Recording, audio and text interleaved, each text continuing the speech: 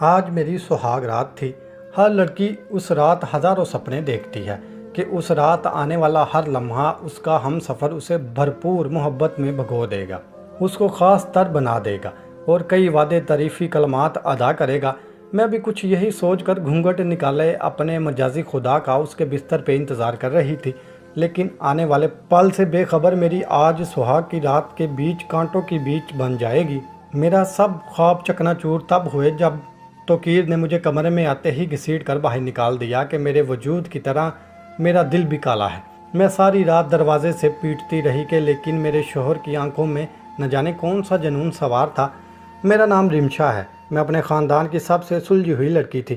یوں کہنا زیادہ مناسب تھا کہ میں ہر لحاظ سے قابل تھی۔ میری صورت بھی کسی سے کم نہ تھی، سیاہ بڑی بڑی آنکھیں جن میں اعتماد کی چمک تھی۔ میرا تعلیمی ریکارڈ بھی ہمیشہ سے اچھا رہا تھا، ہر بار میں فرسٹ ڈویژن میں آیا کرتی تھی۔ میرے کالج کی لڑکیاں مجھ سے متاثر ہو کر میری تعریفیں کرتی تو میں ہنس کر ان کا شکریہ ادا کر دیتی اور یہ بھی کہتی کہ تم سب میں بھی صلاحیتیں موجود ہیں، اگر تم اپنی صلاحیتوں کو نکھارنے کی کوشش کرو تو تم بھی کامیاب بن سکتی ہو۔ مجھے آن لائن کام کا بہت شوق تھا، میرا شوق دن بدن میرا جنون بنتا گیا۔ میں گھر بیٹھ کر ہزاروں کما رہی تھی۔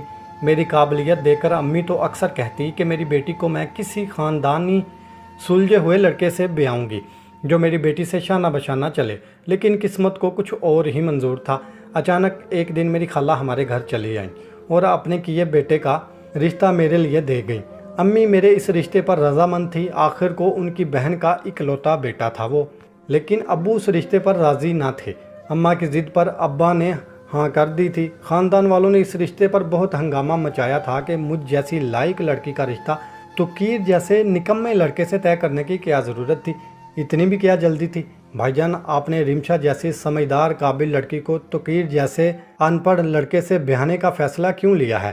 وہ کسی بھی لحاظ سے میری بھتیجی کے قابل نہیں ہے۔ چچو کی بات سن کر ابا سوچ میں پڑ چکے تھے، کیونکہ پورے خاندان میں توقیر کے لیے آوارے پن کے چرچے تھے اور سبھی جانتے تھے وہ کتنا آوارہ لڑکا ہے۔ پھر میری پھپھو میرے پاس آئی تھی، مجھ سے کہنے لگی کہ تم ہی خود کچھ کر سکتی ہو اپنے لیے، تم جا کر انکار کر دو، تمہارے لیے ایک سے ایک لڑکے لائن لگا کر کھڑے ہیں، تمہارا انکار تمہاری زندگی بچا سکتا ہے۔ میں اپنی پھپھو کی محبت پر خوش ہو گئی تھی، مگر مجھے تو توقیر میں کوئی کمی محسوس نہیں ہوئی تھی۔ ہاں، وہ تھوڑا سا نکارا ضرور تھا، مگر شکل و صورت اور دوسرے ہر پہلو سے بہت بہتر تھا۔ میں ہمیشہ سے اس میں غیر ضروری دلچسپی رکھتی تھی، یا یوں کہوں کہ میں ہمیشہ اس سے محبت کرتی تھی۔ پھر اب جب وہ مجھے اتنی آسانی سے مل رہا تھا تو میں کیسے انکار کر سکتی تھی؟ میں نے اپنی پھپھو کی دی ہوئی صلاح کو رد کر کر اپنی اماں کے فیصلے کو دل سے قبول کیا۔ میں نے توقیر سے شادی کرنے کو ترجیح دی تھی۔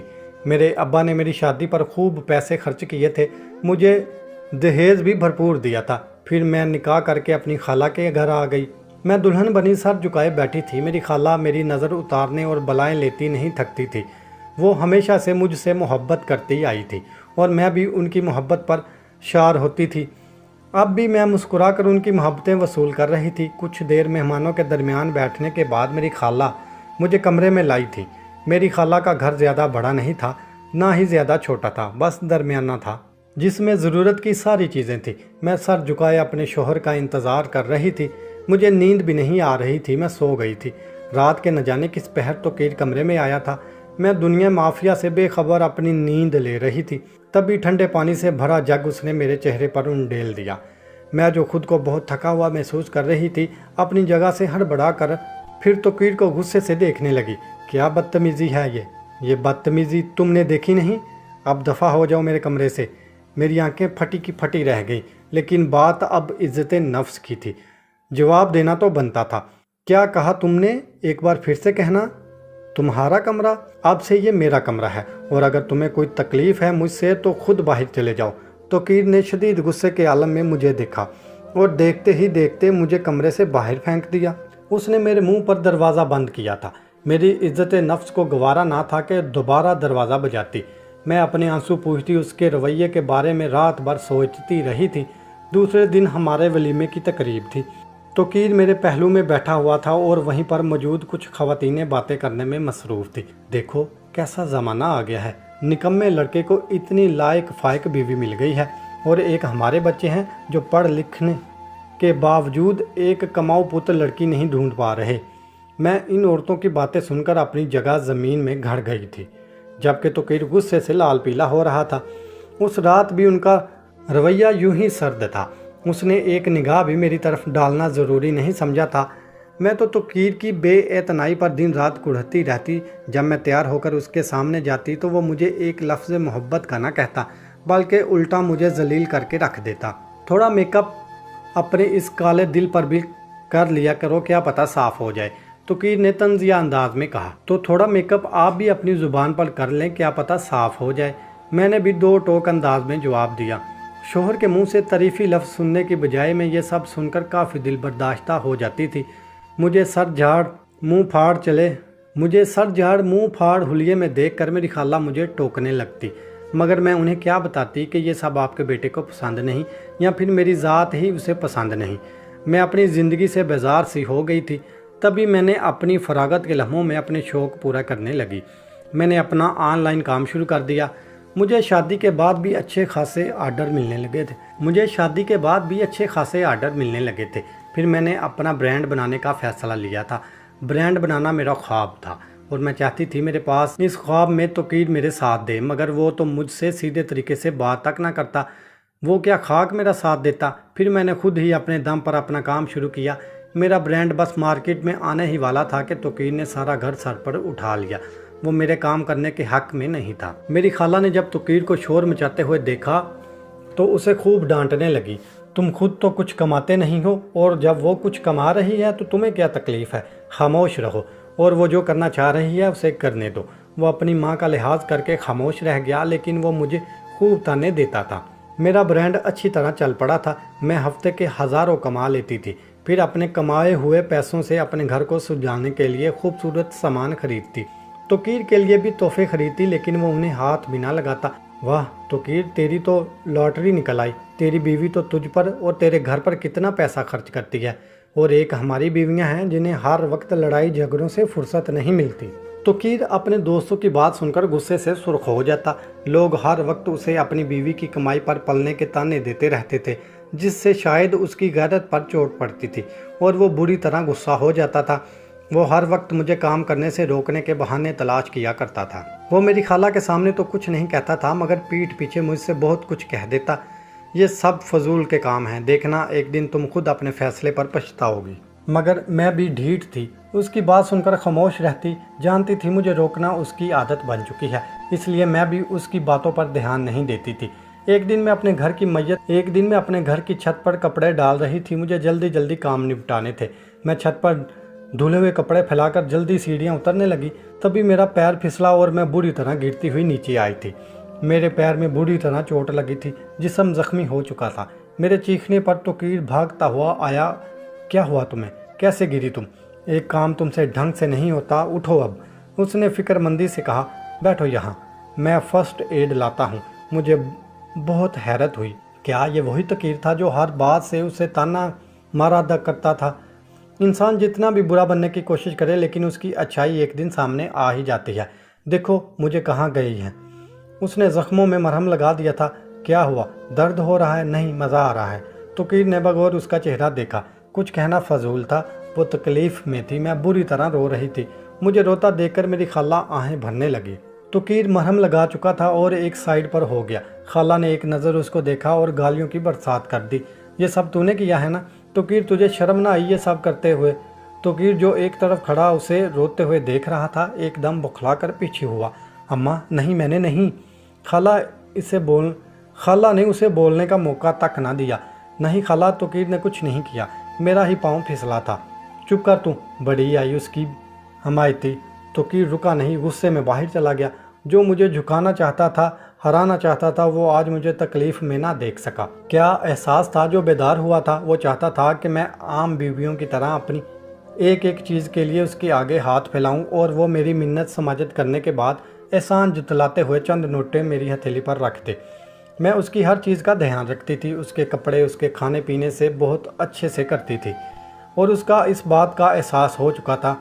कहीं ना कहीं उसके दिल में भी नरम गोशा पैदा हो चुका था। मैं शायद इसलिए करती थी क्योंकि मुझे अपने शौहर से बेहद मोहब्बत थी। اس کا کھڑوسا انداز، خردر سا لہجہ مجھے بہت پسند تھا، اور میں جانتی تھی اس کی نفرت اصل میں نفرت نہیں، وہ بس احساس کمتری کا شکار ہے، اور احساس کمتری میں ہمیں لوگ ہی مبتلا کرتے ہیں، لوگ ہی ہمیں اپنی نگاہوں میں چھوٹا بنا دیتے ہیں، جیسے توقیر کی نگاہوں کے ساتھ ہوا تھا۔ میرے مہینے کے ہزاروں روپے گھر میں آتے دیکھ کر لوگ ہمیشہ یہی سمجھتے تھے کہ توقیر کچھ نہیں کرتا یا کچھ نہیں کماتا، جبکہ میں جانتی تھی وہ صبح سے شام تک گھر سے باہر ہوتا تھا اور اس سے جتنی محنت ہوتی وہ محنت کرتا تھا۔ لوگ اس کی محنت کو نظر انداز کر کے اپنی قیاس آرائیوں پر چلتے تھے۔ لوگوں کے طعنوں سے توقیر نفسیاتی مریض بن چکا تھا۔ وہ جو پہلے ڈھکے چھپے انداز میں مجھے روک کر تکاب سب کے سامنے مجھے کام کرنے سے روکتا، ہمیشہ ایسی حرکتیں کرتا کہ میں اس سے عاجز آ جاتی۔ کبھی کبھی تو میں غصے میں آ کر توقیر کی شکایت خالہ سے بھی کر دیتی، وہ اسے لتاڑتی رہ جاتی۔ میں نے اپنا کام جاری رکھا۔ توقیر کے ہزاروں روک کے اٹکانے کے باوجود بھی میرا بزنس دن دگنی رات چگنی ترقی کرتا گیا۔ میں دن رات ایک کر کے اپنے کام کے لیے جنونی ہوتی۔ بس مجھے اپنے گھر کے کاموں کے بعد یہی فکر ہوئی کہ کیسے اپنے بزنس کو مزید آگے بڑھاؤں۔ جب میں توقیر کو سمجھا کر تھک گئی تو میں نے توقیر کو اگنور کرنا شروع کر دیا۔ میں جانتی تھی اسے میری یہ حرکت ضرور چبھے گی۔ توقیر پہلے مجھ سے جس طرح لائے وائے تھا، میں بھی اس سے ایسی ہی لاپرواہ ہو گئی تھی۔ میری لاپرواہی توقیر کو چلتے ہوئے ایندھن پر سلگا رہی تھی۔ اس رات بھی اپنا کام کر کے تھکی ہاری اپنے کمرے میں آئی تھی۔ میرا جسم بری طرح درد کر رہا تھا، مارے نیند کے میری آنکھیں سرخ ہو رہی تھی۔ تبھی بیڈ پر لیٹے ہوئے توقیر نے میری سرخ آنکھوں کو دیکھا تھا۔ آ گئی یاد تمہیں میری؟ توقیر نے طنزیہ انداز میں کہا۔ میں نے اس کی بات کا کوئی جواب نہیں دیا۔ اس کو شدید برا لگا، جواب کیوں نہیں دے رہی میری بات کا؟ ضروری نہیں سمجھتی میں؟ ان کو شدید جھٹکا لگا تھا۔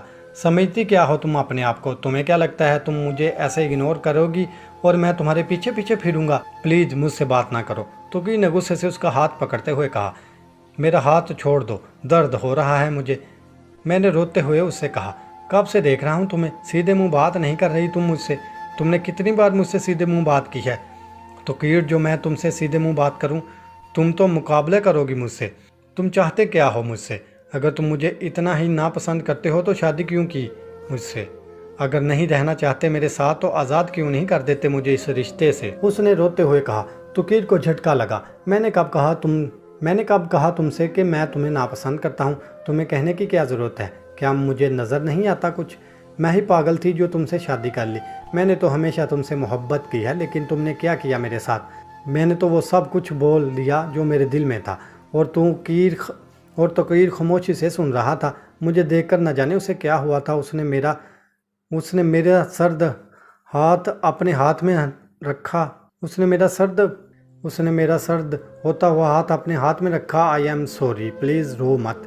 کیا ہم سب کچھ بھلا کر ایک نئی زندگی شروع نہیں کر سکتے؟ اس نے کہا۔ اس نے روتے ہوئے کہا۔ توقیر پلیز مجھے مزید مت آزمانا، میں تھک گیا ہوں تمہیں خوش کرتے کرتے۔ وہ گھٹنوں کے بل بیٹھی، منہ پر ہاتھ رکھے رو رہی تھی۔ وہ زمین پر بیٹھ گیا۔ کیا تم واقعی مجھ جیسے نکھٹو سے محبت کرتی ہو؟ میں تو تم جیسے نکھٹو سے محبت کرتی ہوں اور ہمیشہ کرتی رہوں گی۔ میں جان گئی تھی کہ 2 رات میری زندگی کی سب سے خوبصورت رات میں سے ایک رات تھی جس میں اس شخص نے مجھے مکمل کر دیا تھا۔ سارے گلوے شکوے ختم ہو گئے تھے، ساری آزمائشیں تمام ہوئی تھیں، تمام غلطیاں معاف کر دی گئی تھیں۔